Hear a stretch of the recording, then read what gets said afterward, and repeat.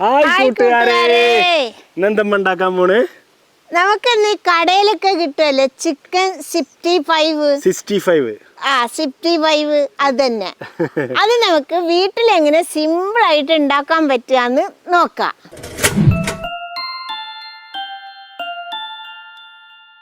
ആദ്യം നമുക്ക് ഇതൊന്ന് മസാല പുരട്ടി വെക്കാം. ഞാൻ എടുത്തിട്ടുള്ളത് 1/2 കിലോ കോഴി ഇറച്ചാണ്. യെല്ലോടെ കൂടി എടുത്താലും കുഴപ്പമൊന്നുമില്ല. ഞാനിവിടെ യെല്ലോടെ കൂടിയുള്ള കോഴി ഇറച്ചാണ് 1/2 കിലോ എടുത്തിട്ടുള്ളത്. ഇനി നമുക്ക് ഇറച്ചിനൊരു വലിയ പാത്രത്തിലേക്ക് ഇട്ട് കൊടുക്കാം.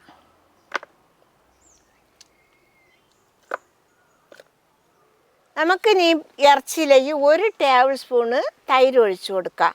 തൈര് ഒഴിച്ചു കൊടുക്കുമ്പോൾ പുളി കുറഞ്ഞ തൈര് വേണം ഒഴിച്ചു കൊടുക്കാൻ. പുളി ഉള്ള തൈര് ഒഴിച്ചു കൊടുക്കരുത്.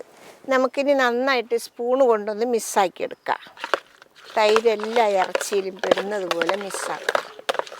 ഈ തൈര് കൂട്ടി നമ്മൾ മിക്സാക്കി 10 മിനിറ്റ് വെക്കുമ്പോൾ ഇറച്ചി നന്നായിട്ട് സോഫ്റ്റായി വരും കേട്ടോ മക്കൾ. അതിനാണ് തൈര് കൂട്ടി മിക്സാക്കി 10 മിനിറ്റ് വെയിറ്റ് ചെയ്യാൻ വെക്കണത്. ഇത് കണ്ടില്ലേ, ഇപ്പോൾ തൈര് ഇറച്ചിയും പാടെ നന്നായിട്ട് മിക്സാക്കി എടുത്തിട്ടുണ്ട്. ഇനി നമുക്കിത് ഇവിടെ ഒരു 10 മിനിറ്റ് മൂടി വെയിറ്റ് ചെയ്യാൻ വെക്കാം. ഇതാ ഇപ്പം നമ്മൾ ഇറച്ചി വെച്ചിട്ട് 10 മിനിറ്റ് ആയിട്ടുണ്ട്. ഇതിപ്പോൾ നന്നായിട്ട് സോഫ്റ്റായി വന്നിട്ടുണ്ട്, കണ്ടില്ലേ. ഇനി നമുക്കിതിൽ കുറച്ച് മസാലകൾ ഇട്ട് കൊടുക്കണം. ആദ്യം നമുക്ക് 1 ടീസ്പൂണ് സാദാ മുളക് പൊടി ഇട്ട് കൊടുക്കാം. ഇനി നമുക്കിതിൽ 1 ടേബിൾ സ്പൂണ് കാശ്മീർ മുളക് പൊടി ഇടുക.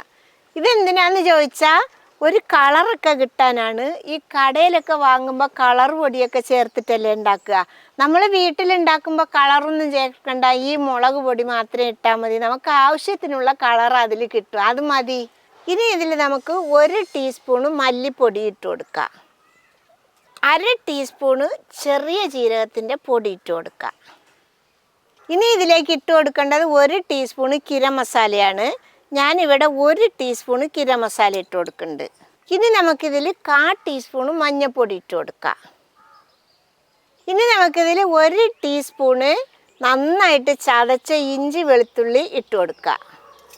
ഇനി നമുക്കിതിൽ പാകത്തിനുള്ള ഉപ്പും കൂടി ചേർത്ത് കൊടുക്കാം. ഇനി നമുക്കിത് നന്നായിട്ടൊന്ന് മിക്സാക്കി എടുക്കാം.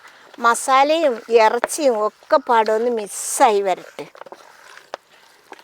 മക്കളെ, ഞാൻ ഒരിക്കൽ കൂടി പറയുകയാണ്, നമ്മൾ കടയിൽ നിന്നൊക്കെ വാങ്ങുമ്പോൾ ഈ ഇറച്ചി നല്ല ചുവപ്പ് കളറിലുണ്ടാവും. അതെന്തെന്നാ ചോദിച്ചാൽ അവർ കളർ ചേർത്തിട്ട് ചുവപ്പ് കളറാക്കുന്നതാണ്. നമ്മൾ വീട്ടിലുണ്ടാക്കുമ്പോൾ നമ്മൾ കളറൊന്നും ചേർക്കണില്ല. വീട്ടിലുണ്ടാക്കുമ്പോൾ അതിൻ്റെ ആവശ്യമൊന്നുമില്ല. കിട്ടുന്ന കളർ മതി വെച്ചിട്ട് കുറച്ച് കാശ്മീർ മുളക് പൊടി ഇട്ടാൽ മതി. ഇനി സാധാ മുളക് പൊടി ഇട്ടില്ലെങ്കിലും വെറും കാശ്മീർ മുളക് പൊടി ഇട്ടാലും മതി കളർ കിട്ടാൻ. ഇനിയിപ്പോൾ കളർ വേണ്ടെന്നുണ്ടെങ്കിൽ സാധാ മുളക് പൊടി ഇട്ടാലും മതിയാവും. ഇനിയിപ്പോൾ നമ്മളെ വീട്ടിൽ വിരുന്നുകാരല്ലോ അല്ലെങ്കിൽ ചെറിയ പരിപാടികളൊക്കെ ഉള്ളപ്പോൾ നമ്മളിത് ഉണ്ടാക്കുകയാണെങ്കിൽ ഇച്ചിരി അവരെ ബോധ്യപ്പെടുത്താൻ വേണ്ടിയിട്ട് ഒരു ഇച്ചിരി കളർ ചേർക്കണത് നല്ലതാട്ടോ. ഇപ്പം നമ്മുടെ ഇറച്ചിയിൽ എല്ലാ കഷ്ണങ്ങളിലും കണ്ടില്ലേ മസാല നന്നായിട്ട് പിടിച്ച് വന്നിട്ടുണ്ട്, കണ്ടില്ലേ. ഇനി നമുക്കിതൊരു 15 മിനിറ്റെങ്കിലും വെയിറ്റ് ചെയ്യാൻ വെക്കണം. ഈ 15 മിനിറ്റ് പറഞ്ഞത് മിനിമം കുറഞ്ഞ ടൈമാണ്. നമ്മളിത് എത്ര സമയം കൂട്ടി വെക്കണം അത്രയ്ക്ക് ടേസ്റ്റ് കൂടുതലാണ്. ഫ്രിഡ്ജിൽ വെച്ചാൽ മതി സമയം കൂടുതൽ വെക്കുകയാണെങ്കിൽ. അപ്പം നമ്മൾ പൊരിക്കുമ്പോൾ നല്ല സോഫ്റ്റായിട്ട് നല്ല ചിക്കൻ ഫ്രൈ ആയിരിക്കും. ഇപ്പം നമ്മൾ ഈ ഇറച്ചി വെച്ചിട്ട് ഏകദേശം 1/2 മണിക്കൂറോളം ആയിട്ടുണ്ട്. നമുക്കിനി ഇതിൽ ഒരു 2 ടേബിൾ സ്പൂണ് കോൺഫ്ലവർ പൊടി ഇട്ട് കൊടുക്കാം.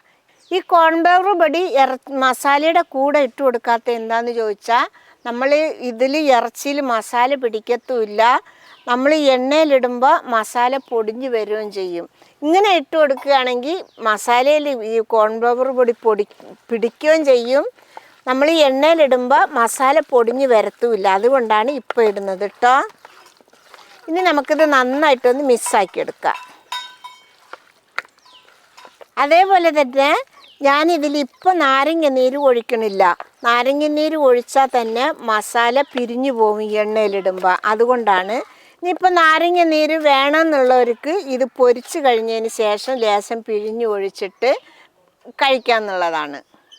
ഇത് കണ്ടില്ലേ, ഇപ്പം നമ്മുടെ ഇറച്ചി നല്ല സോഫ്റ്റായിട്ടാണ് ഇരിക്കുന്നത്, കണ്ടില്ലേ? ഇനി നമുക്കിത് നന്നായിട്ടൊന്ന് പൊരിച്ചെടുക്കാം. ഇപ്പം നമ്മുടെ ചട്ടി നന്നായിട്ട് ചൂടായി വന്നിട്ടുണ്ട്. നമുക്കിതിൽ കുറച്ച് വെളിച്ചെണ്ണ ഒഴിച്ച് കൊടുക്കാം. ഈ ഇറച്ചിയൊക്കെ പൊരിക്കുമ്പോൾ വെളിച്ചെണ്ണയിൽ പൊരിക്കുമ്പോഴാണ് അതിൻ്റെതായ ടേസ്റ്റ് ഉണ്ടാവുക കേട്ടോ. പിന്നെ എണ്ണ ഒഴിക്കുമ്പോൾ ഇറച്ചി മുങ്ങി നിൽക്കുന്ന രീതിയിൽ വേണം ഒഴിച്ചു കൊടുക്കാൻ. ഇനി എണ്ണ ഒന്ന് നന്നായിട്ട് തിളച്ച് വരട്ടെ. അങ്ങനെ നമ്മുടെ എണ്ണ നന്നായിട്ട് തിളച്ച് വന്നിട്ടുണ്ട്. ഇനി നമുക്ക് ഇറച്ചി ഓരോരോ കഷ്ണമായിട്ട് ഇട്ട് കൊടുക്കാം. നമ്മൾ ഈ ഇറച്ചി ഇടുമ്പോൾ ഇത് കണ്ടില്ലേ, ഇതേപോലെ എണ്ണ മുങ്ങി കിടക്കണം. അപ്പോഴാണ് നമ്മൾ ആ ഹോട്ടലിൽ നിന്ന് വാങ്ങണ ഇറച്ചിയുടെ അതേ ടേസ്റ്റ് വരുള്ളൂ കേട്ടോ. കണ്ടില്ലേ മുങ്ങി കിടക്കണ്.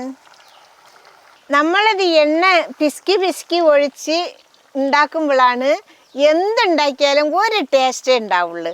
ഇങ്ങനെ പൊരിച്ച് നോക്കി, അപ്പോൾ ടേസ്റ്റിൻ്റെ വ്യത്യാസം നമുക്ക് മനസ്സിലാവും. ഇത് ഇനി നമുക്ക് 1 മിനിറ്റ് വരെ കത്തിച്ചിട്ട് വേണം ഇളക്കി കൊടുക്കാൻ.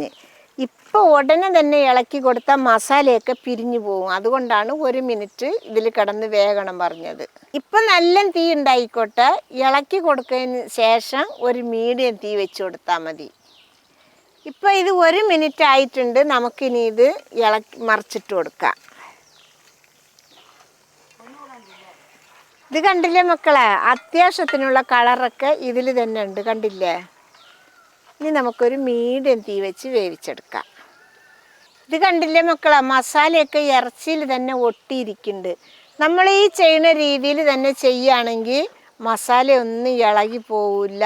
മേലെ നല്ല മുരുമുരുപ്പും അടിയിൽ നല്ല സോഫ്റ്റുമായിട്ട് നമുക്ക് ഇറച്ചി പൊരിച്ചെടുക്കാൻ പറ്റും. ഇനിയിപ്പോൾ നിങ്ങൾ വെളിച്ചെണ്ണ ഇല്ലാച്ചിട്ട് പൊരിക്കാതൊന്നും ഇരിക്കണ്ട കേട്ടോ മക്കളെ. ഏത് എണ്ണയിൽ വേണമെങ്കിലും പൊരിക്കാം, ഓയിലും ഒക്കെ പൊരിക്കാം. ഞാൻ ഉപയോഗിക്കുന്നത് വെളിച്ചെണ്ണയാണ്, അതുകൊണ്ടാണ് പറഞ്ഞത്. ഇനി ഇവിടെ ഇരുന്നിട്ട് 2 വശത്തും പൊരിഞ്ഞ് വരട്ടെ. അതുവരെ നമുക്ക് കത്തിച്ചു കൊടുക്കാം. നമ്മുടെ ചിക്കൻ 65 ഇപ്പോൾ വെന്ത് കഴിഞ്ഞ്, കണ്ടില്ലേ?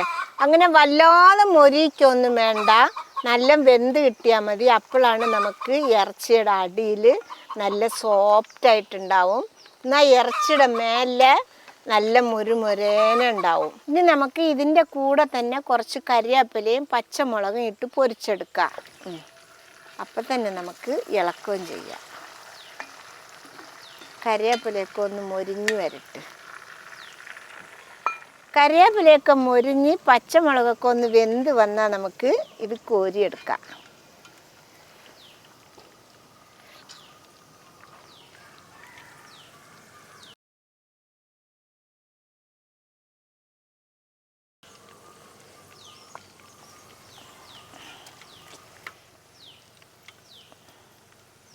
ഇത് കണ്ടില്ലേ മക്കളെ, കടയിൽ കിട്ടുന്ന പോലത്തെ ചിക്കൻ 65 നമ്മളെ വീട്ടിൽ സിമ്പിളായിട്ട് ഉണ്ടാക്കിയെടുത്തിട്ടുണ്ട്. കണ്ടില്ലേ?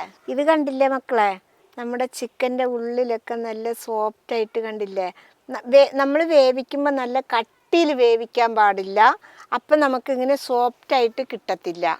അപ്പോൾ എല്ലാവരും ഇതേപോലെ ഉണ്ടാക്കി നോക്കണം. ഇഷ്ടപ്പെട്ടാൽ സബ്സ്ക്രൈബ് ചെയ്യുക, ലൈക്ക് ചെയ്യുക, കമൻറ്റ് ചെയ്യുക, ഷെയർ ചെയ്യുക. മക്കളെ ഫോളോ ചെയ്യാനും കൂടി മറക്കരുതേ.